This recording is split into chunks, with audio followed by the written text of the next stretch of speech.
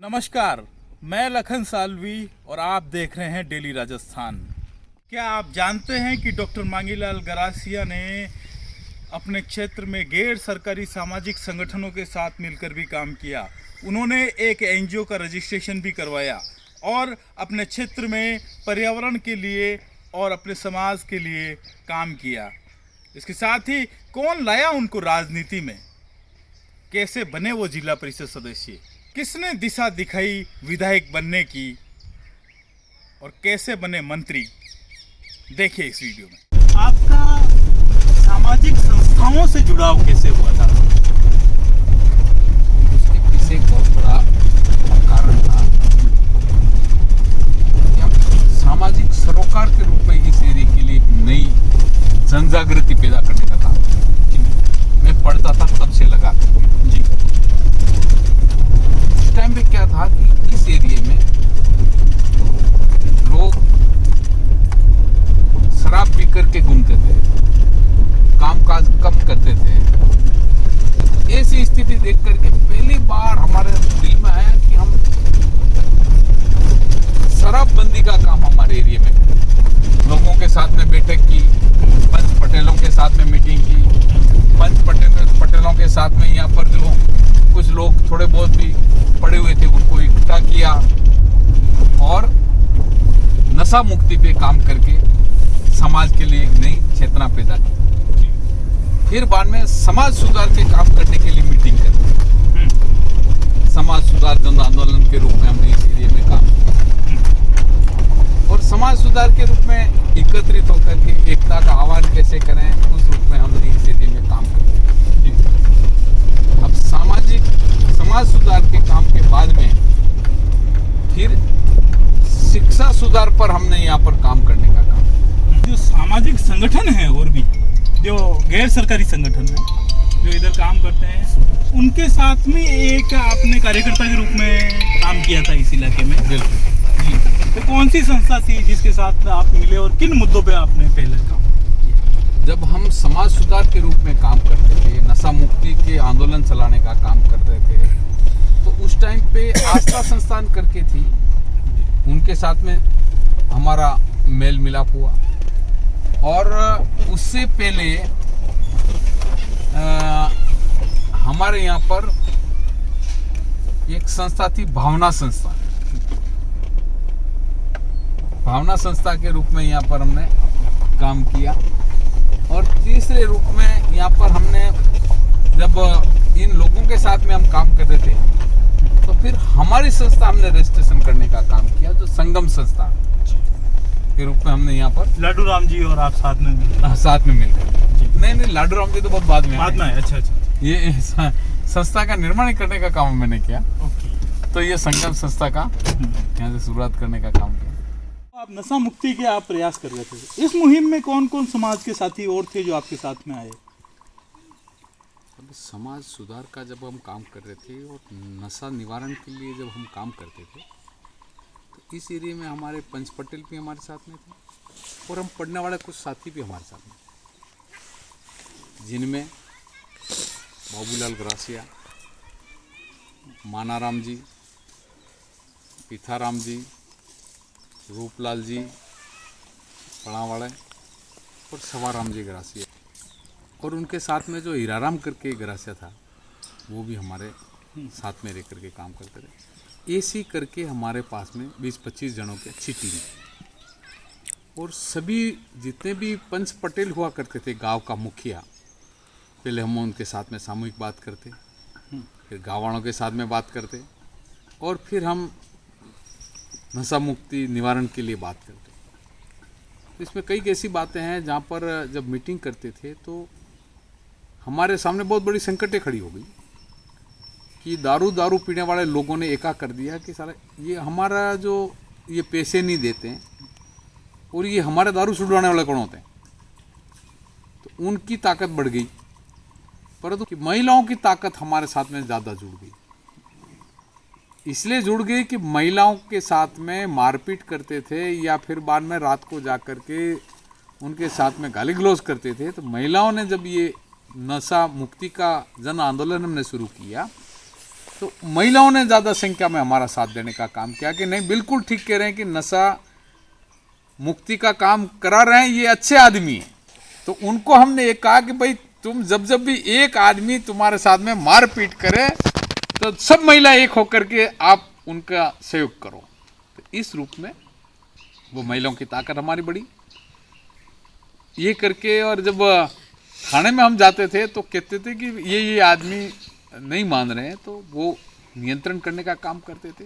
Support हमारे को मिल जाता था और महिलाओं का सपोर्ट मिल जाता था, इसलिए हम अच्छी तरह से इस एरिया में नशा मुक्ति का निवारण करने का काम किया।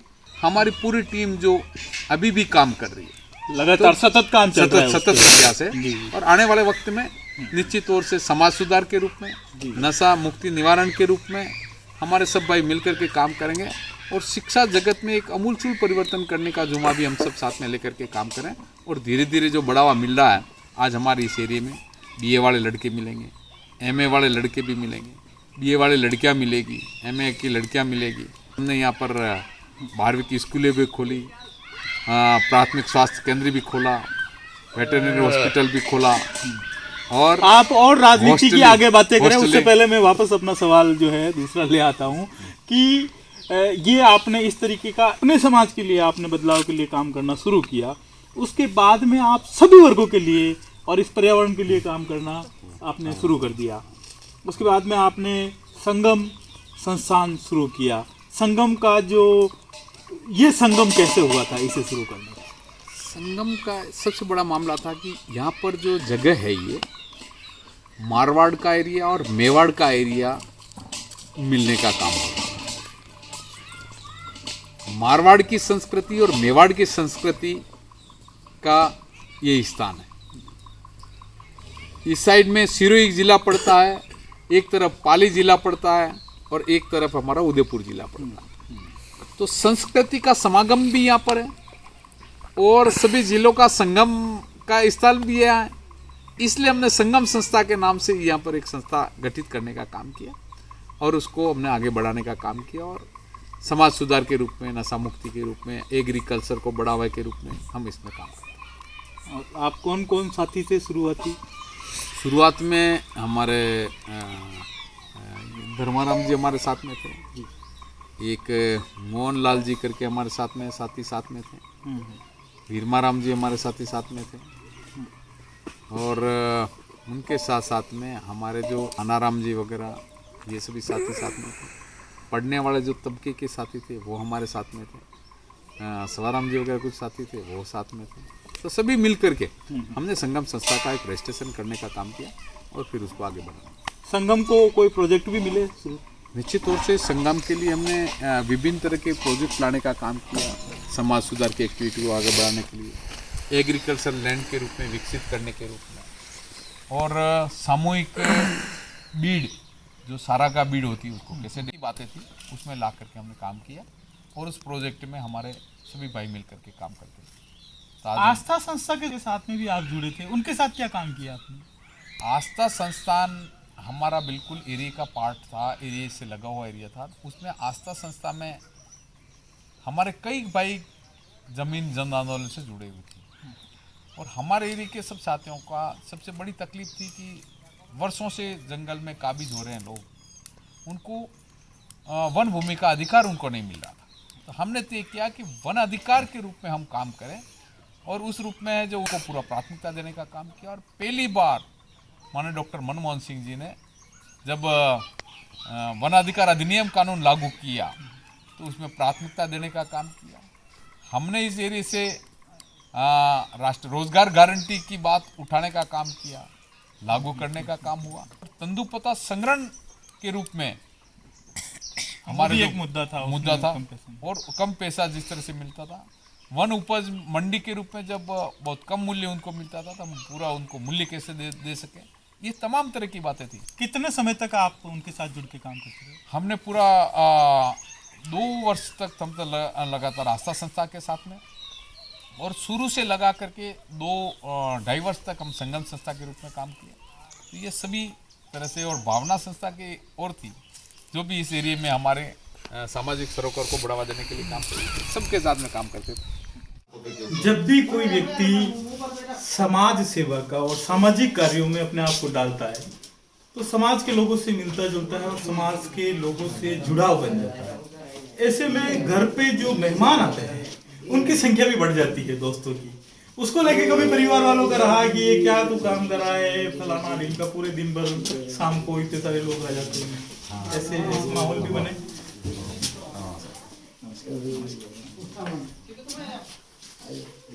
आइएगा फिर कैसे हैं अगला दिन, ठीक है।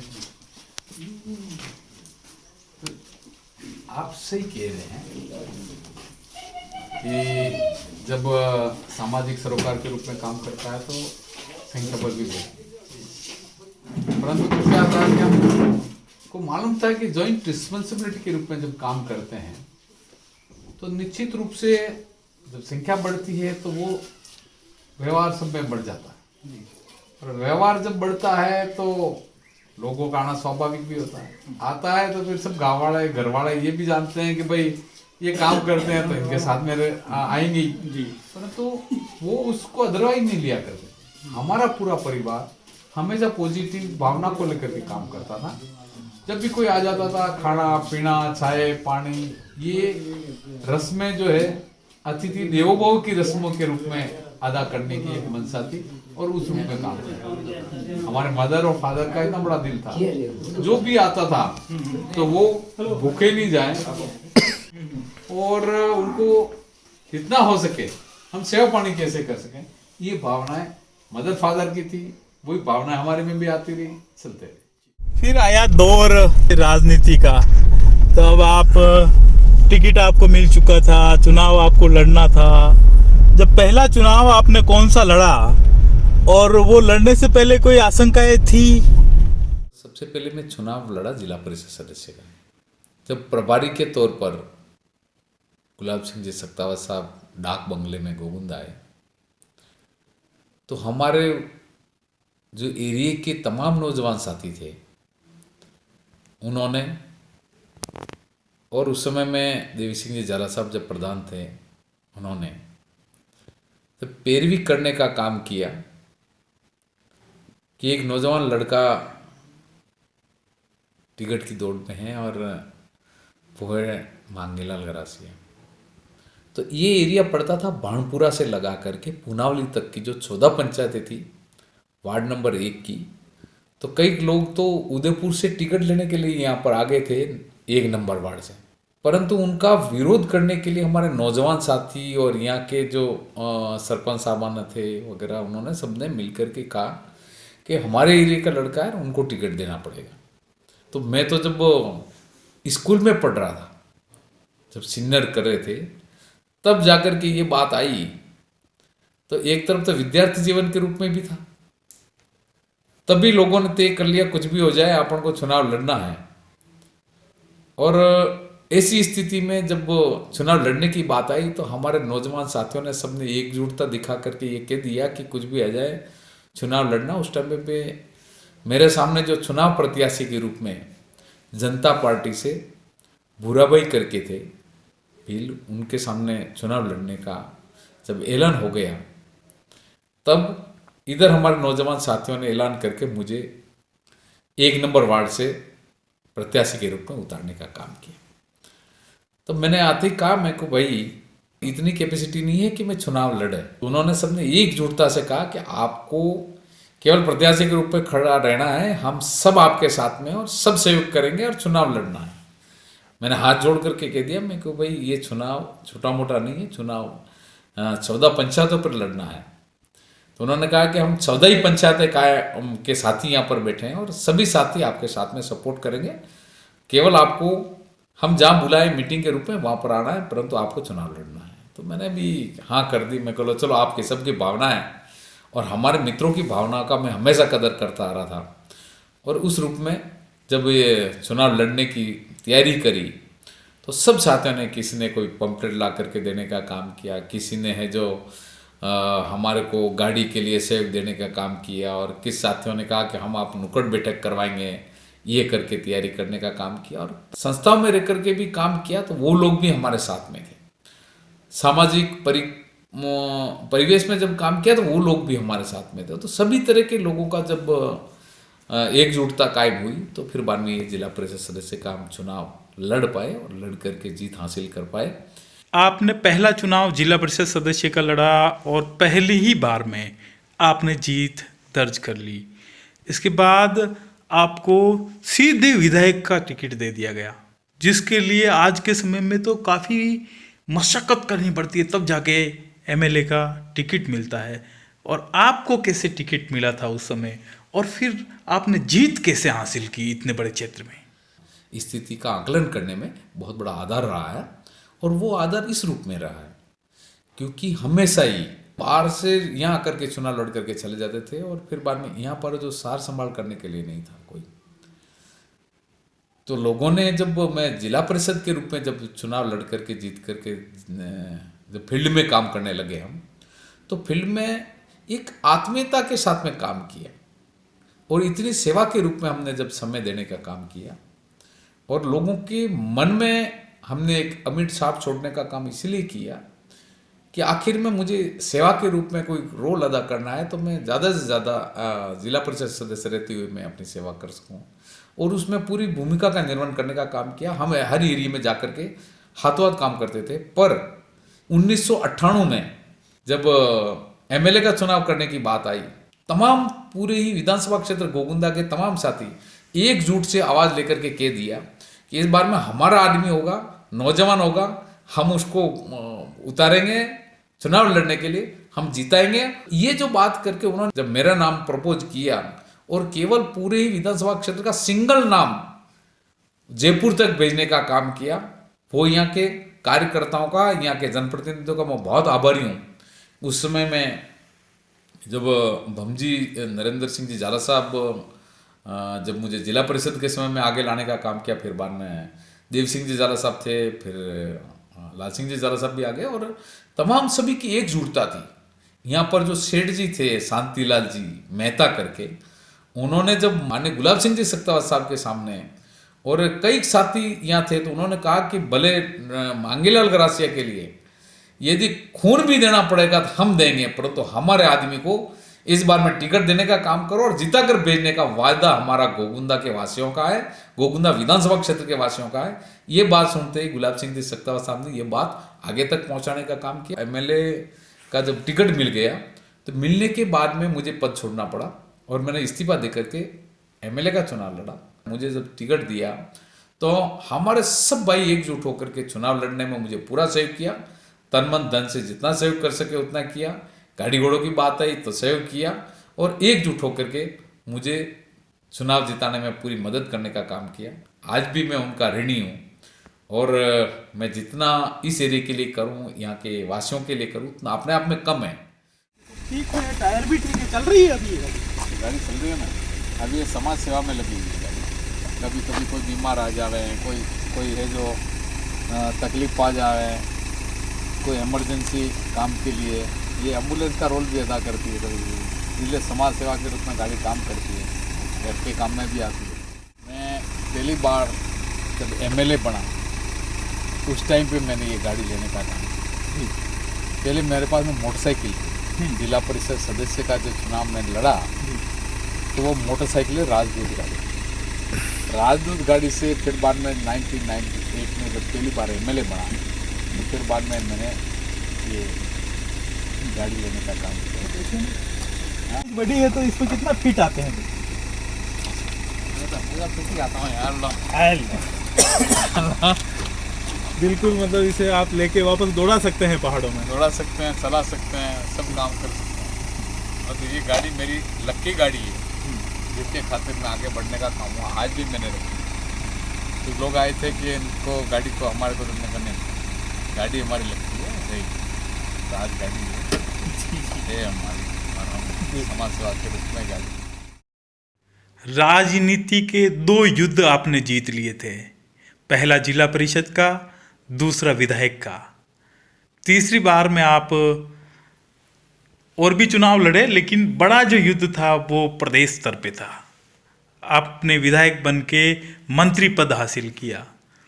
वो पद कैसे हासिल किया, आप मंत्री कैसे बने, ये बड़ी चुनौती होती है जिसे आपने पार किया। धरातल पर जो कांग्रेस के कार्यकर्ता थे उनका एक स्वर में आवाज निकलता था कि हमारा एक व्यक्ति होगा और एक प्रत्याशी के रूप में होगा, वो है मांगीलाल गरासिया। यूं करके जब हमें तो प्रभारी के सामने कभी बोलने का मौका ही नहीं मिला। जब प्रभारी जी प्रदेश कांग्रेस कमेटी से आते थे, एआईसीसी से आते थे, तो ब्लॉक कांग्रेस कमेटी के तमाम सभी कार्यकर्ता और सभी साथी एकजुट होकर के मंच पे ये बात करके सिंगल नाम पैनल में भेजने का काम करते थे। तो ये सबसे बड़ी चुनौती धरातल पर रहती है कि हम जीत करके कैसे जाएं।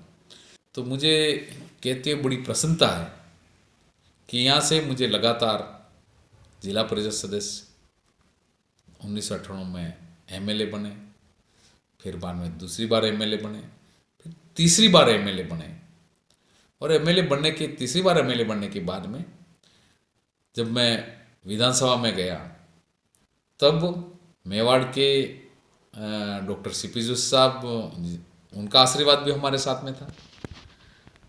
इधर तमाम हमारे कांग्रेस के कार्यकर्ताओं का आशीर्वाद मेरे साथ में था। तो सभी ने बैठ करके जिस रूप में सभी ने हमारी पैरवी करने का काम किया है। ब्लॉक अध्यक्ष जी ने पैरवी की, जिला अध्यक्ष जी लाल सिंह निजाला साहब ने भी अपनी बात को रखा, और उधर माननीय अशोक जी गहलोत साहब का पूरा वरदस्त होने के नाते मंत्री पद तक जाने का जो सौभाग्य मिला, तो इस रूप में आगे आने का मौका मिला। जब बात ये निकल कर के आई कि तीसरी बार हम मांगीलाल गरासिया जीता है, एमए है, एलएलबी है, डबल एमए के रूप में, ये तमाम तरह की बातें थी।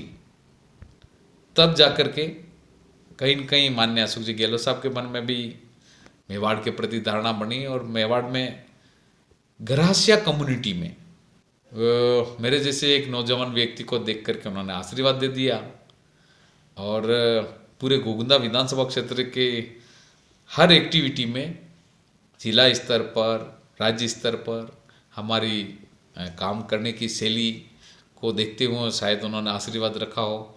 तो ये तमाम तरह की बात है, इसलिए उन्होंने आशीर्वाद दे करके एमएलए से मंत्री बनाने में पूरा सानिध्य रखा। और मुझे लगता है कि ये सब मेहनत और एकजुटता और कांग्रेस के प्रति वफादारी की भूमिका होने का नतीजा है, जिसके कारण हम कुछ कर पाए। वरना हम भी कभी किधर क्या करते, कभी किधर क्या करते, तो ऐसा नहीं चलता है। हाईकमान फैसला करता है, बड़ा सोच समझ करके करता है कि इन्होंने कांग्रेस पार्टी के प्रति कितनी वफादारी निभाई है, क्या ग्रास रूट में मानवीय दृष्टिकोण कितना है। ये सभी पहलू को ध्यान में रखते हुए हो सकता है मुझे आशीर्वाद दिया हो और मंत्री पद दिलाने का काम किया। मैं उनका बहुत आभारी हूँ। पिछले 2 चुनाव ऐसे हैं जिसमें लगातार आपको सफलता नहीं मिली है, निराशा हाथ लगी है दोनों बार। बावजूद भी आप लगातार जो है अपने क्षेत्र में दौड़ते रहते हैं। आज भी ये मैं देखा था कि आज सुबह से लेके आपके 5 कार्यक्रम थे, पारलो का चौरा, कुकड़ा खेड़ा और भी कई गाँव में, मदारडा में। तो आप वहाँ गए हैं इतनी रात को, अब आप यहाँ लौटे हैं। तो ये एनर्जी कहाँ से मिलती है, और आगे आपको क्या लगता है, आगे आपका लक्ष्य क्या है यहाँ का? डॉक्टर मांगीलाल गरासिया के मन में कभी भी नेगेटिविटी भावना कभी रही नहीं। हमेशा पॉजिटिव विजन को लेकर के काम करने की मंशा रही है, और सेवा करने की भावना के रूप में जब मैं विद्यार्थी जीवन से ही सामाजिक सरोकार के रूप में काम किया, एनजीओ के रूप में भूमिका निर्वहन करने का काम किया, समाज में कुरीतियाँ होती उसको मिटाने का काम किया, उसके बाद में जनप्रतिनिधि के रूप में रोल अदा करके हमने काम करने की कोशिश की। और आपने जिस तरह से बात कही है कि ये 2 बार आपको निराशा हाथ लगी है, मैं कभी उस निराशा को निराशा के रूप में कभी स्वीकार नहीं करता। इसीलिए नहीं करता कि लोगों ने मुझे प्रदेश कांग्रेस कमेटी में महासचिव के रूप में, हमारे हाईकमान ने आशीर्वाद दे करके वहाँ तक पहुँच गया, मंत्री ले लिया। अभी हम काम कर रहे हैं सामाजिक सरोकार के रूप में और धरातल पर पार्टी के रूप में काम कर रहे हैं, पार्टी को आगे बढ़ाने का काम करते हैं। तो सबसे बड़ी बात ये है कि निराशा का प्रश्न उनको लगता है जिनके पास में सेवा रूप का नहीं होता है और वो स्वार्थ से पार्टी में जुड़े रहता है, उनको निराशा के रूप में काम करने के लिए बाध्य होना पड़ता। यहाँ तो मैं मेरे लोगों के लिए, मुझे जहाँ पर प्रदेश स्तर तक ले जाने का काम किया, जितना काम करूँ उतना कम है, उन भाइयों की जितनी सेवा करूँ उतनी कम है, और हम सेवा भाव के रूप में काम करने के लिए आए हैं। ये निराशा नहीं, परंतु सीख मिलती है। मुझे ये सीख मिलती है कि हारने के बाद में कौन पराया है कौन अपना है, ये भी सीख मिलती है। हारने के बाद में हमें ये एहसास होता है कि वाकई में हमें किस तरह से काम करने की हमें ज़रूरत है ये। और दूसरी बात है कि वाकई में जो आत्मीयता के रूप में कांग्रेस पार्टी की सेवा कर रहा है, उनको हमें किस तरह से आगे बढ़ाना है, तमाम तरह की सीख के रूप में जब काम करने का मौका मिलता है। नहीं तो हम जनरल वे में जो काम करते हैं तो कभी ये मालूम नहीं पड़ता कि हम किस रूप में काम कर रहे हैं। तो ये सीख का काम है, इसलिए मुझे अच्छा लगा कि हारे कोई बात नहीं, परंतु सेवा भाव एक ऐसा भाव होता है जो मानव जीवन से जुड़ा रहता है और निरंतर उनके जीवन के साथ में जुड़ा रहने का प्रश्न है। इसलिए निराशा का कोई प्रश्न नहीं, हम सदैव हंसते हुए आज भी काम करते हैं, आने वाले समय में भी काम करेंगे, और लोगों का अगर आशीर्वाद होगा तो आगे बढ़ेंगे, नहीं तो सेवा एक सबसे अमूल्य निधि है जिनके खातिर आज इंसान अपने आप में संतोष महसूस करता है और आगे बढ़ता रहता है। आप आपके इलाके के किस नेता के बारे में जानना चाहते हैं? कमेंट बॉक्स में उनका नाम ज़रूर लिखें। हम प्रयास करेंगे उनसे मिलने का और उनके बारे में जानकारी जुटाकर आप तक पहुंचाने का।